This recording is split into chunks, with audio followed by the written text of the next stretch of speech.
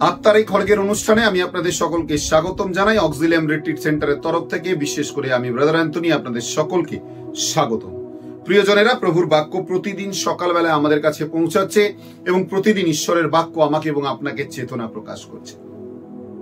নীতিবচন অধ্যায় 1, প্রবচনমালা অধ্যায় 1, পদ সংখ্যা 19-এ লেখা রয়েছে, যারা অন্যায় লাভের পেছনে যায় ও তাদের পরিণাম স্বয়ং অর্থ লালসায় ছিনিয়ে নেয় অর্থলোলুপদের প্রাণ।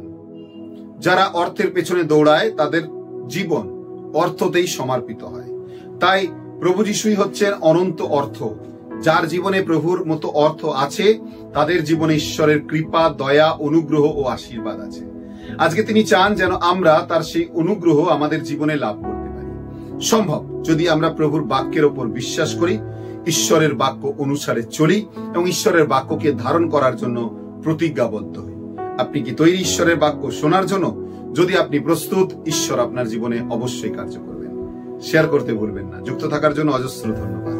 সকলকে জয় যিশু।